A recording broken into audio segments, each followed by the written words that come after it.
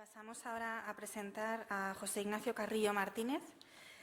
Él es graduado en Historia del Arte por la Universidad de Córdoba en el año 2015, máster en Formación de Profesorado en Enseñanza Secundaria por la misma universidad y máster en Gestión del Patrimonio y Museología en el año 2019 por la Universidad de Barcelona.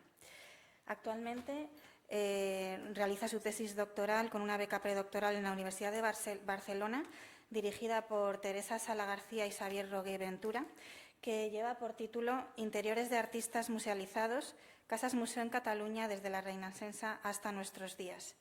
Nos va a hablar en su ponencia de la Casa Masó y su proceso de musealización. Cuando quieras.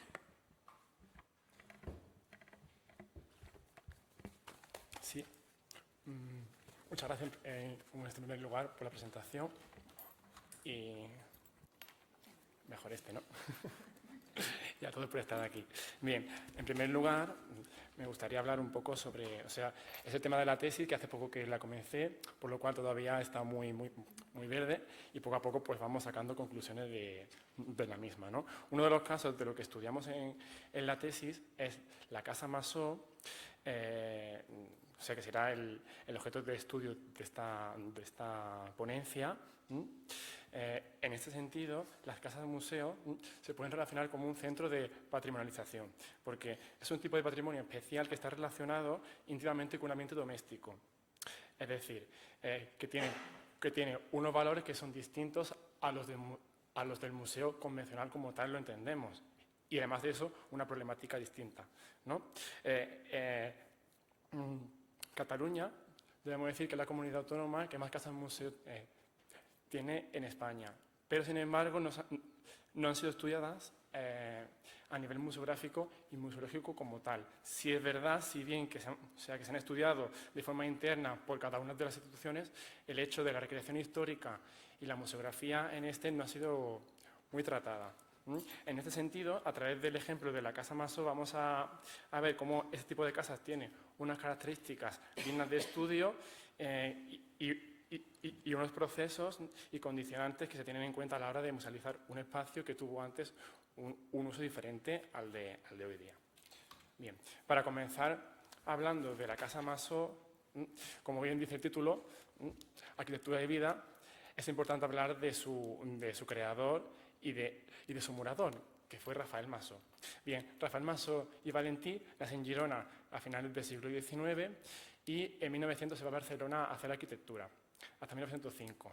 Aunque él era un buen arquitecto, decide volver a su ciudad por un hecho de ese amor, ¿no?, a su lugar de origen.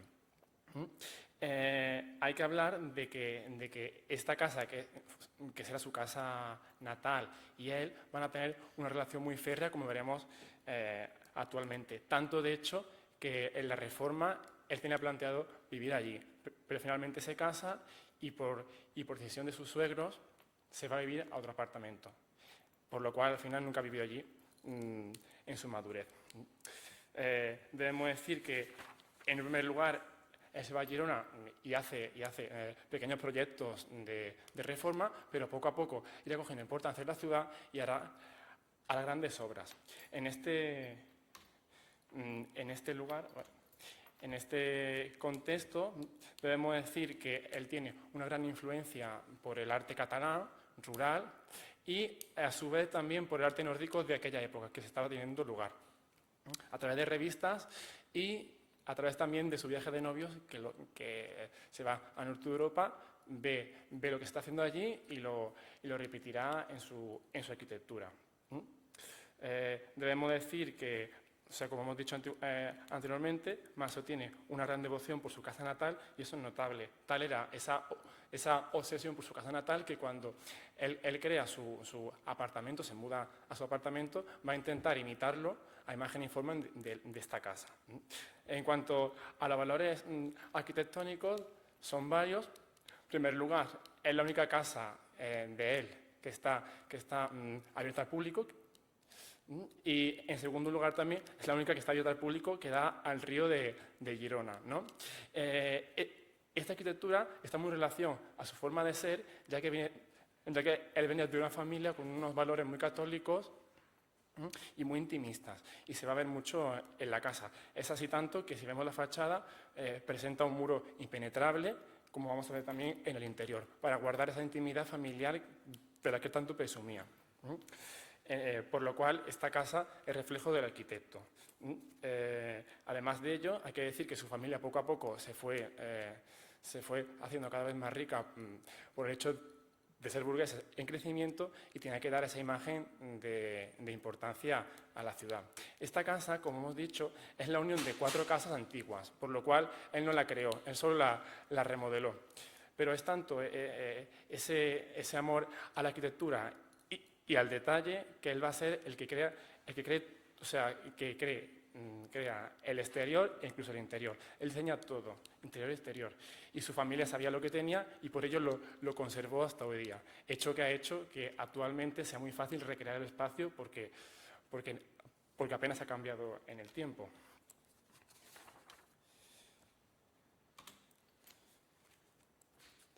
En cuanto al vestido de la casa, aquí vamos a hablar de las colecciones de la familia, ¿no? Que en general son colecciones que se han ido haciendo por el paso de los siglos, desde el siglo XVIII hasta nuestros días, hasta el siglo XXI, que es cuando la familia dejó de vivir en la casa. Encontramos obras de arte, cuadros, mobiliario isabelino, etc. Pero lo que sí es más importante y más interesante quizás es la obra del mismo arquitecto, sobre todo el salón comedor, que es muy regio. Fue creado por él hasta el mínimo detalle. Si vemos incluso la lámpara, también la creó él en forja, o sea, todo. Y otros ejemplos que encontramos muy interesantes en la casa es el despacho de su hermano Santiago Masó, que será el que habite en las plantas que él iba a remodelar para su casa. Todo hecho en un estilo novecentista de la época, que era lo que imperaba. En cuanto a la musealización, que es el tema que más nos lleva en esta ponencia, debemos decir, en primer lugar, que son varios los condicionantes de su apertura. Hay que hablar de que la Girona de los años 80 se pierde esa relación cultural del pueblo con su patrimonio, por lo cual se crea el año 2006 el año Masó, que es un año que va a intentar poner en valor las figuras de este artista que está tan enraizado en Girona, pero estaba olvidando. A partir de ahí la familia se da cuenta de que tiene un patrimonio muy importante, por lo cual va a donar la casa al ayuntamiento. Por lo cual, en primer lugar, encontramos la familia como condicionante para su apertura, pero en otro segundo lugar encontramos un gran esfuerzo político por intentar, como hemos dicho anteriormente, poner en valor la figura de ese arquitecto que tenía un amor especial a Girona y que trabajará allí solamente. En segundo lugar, en cuanto al discurso positivo, podemos decir que en un primer momento, un lugar, encontramos una vita idea, que sería el conocimiento de Rafael Masó y su figura como arquitecto y como diseñador. A partir de esta idea, ¿no?, se ramifican otras, como por ejemplo son la estética del momento, la arquitectura, la familia y cómo se relaciona esta casa con el contexto de Girona de la época. En cuanto al recorrido, nos está guiada para guardar un poco lo que es la intimidad de la casa, intentar adentrarnos en ese contexto familiar que él tanto valoraba, por diferentes plantas. Son 2 plantas las que en la actualidad se visitan. La primera planta, que se entiende como una recreación exacta a como él creó la casa, y la segunda planta, que es un espacio más bien de exposición, que aunque también hace uso de la recreación, como veremos posteriormente, sí es verdad que hay mobiliario y objetos que no estaban en esas habitaciones, pero que por causa de la gestión del museo que se realiza en las plantas superiores, no se puede entonces musealizar esas, ¿no? En cuanto en este sentido, podemos hablar de que es un ejemplo de recreación histórica, y ahora lo veremos en las imágenes, ya que para su recreación se van a hacer uso de la imagen histórica que el mismo arquitecto mandó a hacer en el año 16 para tener memoria de ello, ¿no? Y como actualmente vemos, por ejemplo, en el recibidor,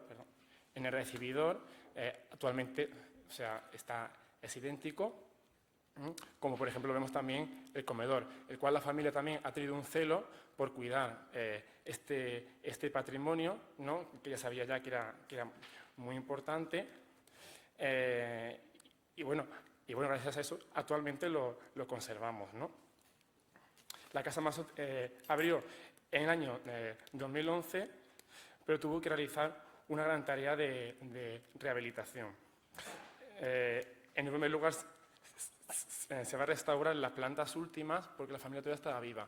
Entonces, mientras que se restauraban esas plantas para que la familia pudiera vivir en las plantas menos nobles, que eran la tercera y la cuarta, una vez que se hace esa restauración, se procede a restaurar las plantas más nobles, que eran las que tenían más importancia artística, por así decirlo. Como también vemos, por ejemplo, en la recreación, ¿no? Intenta evocar el mundo del mismo, el mundo de Rafael Masó, con un ambiente intimista y familiar. Y en ese sentido es muy interesante hablar de la idea que Melanie Klein habla sobre la identificación proyectiva, es decir, cómo toda interacción humana implica en la proyección de fragmentos del yo sobre otra persona, es decir, cómo a través de su obra se pueden captar sentimientos y sus emociones y hacer una hermenéutica de la obra. En este caso, por ejemplo, encontramos el corredor que mira al río, que si vemos estas macetas que están también por él diseñadas, en el momento de la recreación estaban en un estado lamentable y tuvieron finalmente hicieron otras nuevas directamente. También muy interesante hablar, que no lo he dicho antes, del hecho del falso desorden. Como es, por ejemplo, en el despacho, vemos objetos que intentan un poco poner en relación y en cercanía al público a lo que es una casa, ¿no? Y que nos dé como la ilusión de que vive todavía alguien, ¿no? Como por ejemplo vemos en la cocina con los objetos, que vemos por el medio. Otro de los elementos más interesantes es el salón del mismo que se ideó para esta casa, pero como nunca vivió tuvieron que llevárselo al apartamento. En ese sentido, esta habitación no existía, pero si nos fijamos, han hecho un gran trabajo de recreación, gracias a incluso, hasta el papel pintado, como podemos ver, ¿no? Y, por ejemplo, también el tema de la iluminación, cómo no se hace uso de luces bañadoras, como por ejemplo se usa en los museos, ¿no? Sino que hace uso de la luz natural y de las lámparas de la época que ya existían ahí. Como podemos ver en este ejemplo.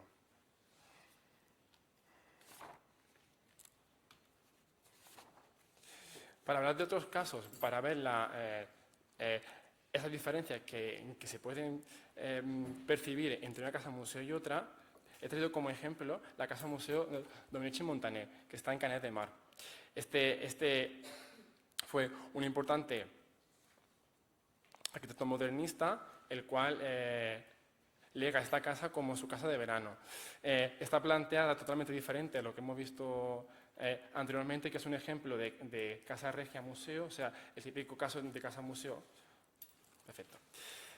Y está planteada más bien como una exposición de su vida, a través de su obra y sus imágenes y su trabajo. Aunque sea verdad, por ejemplo, que en este caso también, al igual que el anterior, la casa es también obra del mismo, ¿no? Por el contrario, encontramos la Casa Museo Gaudí en Barcelona, que para resumir, se puede decir que es un producto que es para turistas, en el cual la visita es libre, no es guiada, se hace uso de medios interactivos, ya que no hay apenas mobiliario del artista, y para más ende, el edificio tampoco es de él. por lo que vemos varios tipos de casas museo que se rigen para unas personas y para otras, como por ejemplo la Casa Masó, que se hizo más bien pensando en un público local, y sin embargo tenemos la Casa Museo Gaudí, que se hizo pensando en un público más internacional, más turístico, ¿no? O sea, como la fruición de la figura de Gaudí en Barcelona, ¿no? Por último, bueno, como conclusión, me gustaría decir cómo, o sea, a través de esta ponencia, remarcar, ¿no?, las diferencias que existen, ¿no?, y la problemática entre las casas museo y los museos convencionales, y cómo es muy interesante cómo a través de la museografía y la museología se lleva a una hermenéutica de ese personaje que está escondido en ese espacio. Y nada, muchas gracias.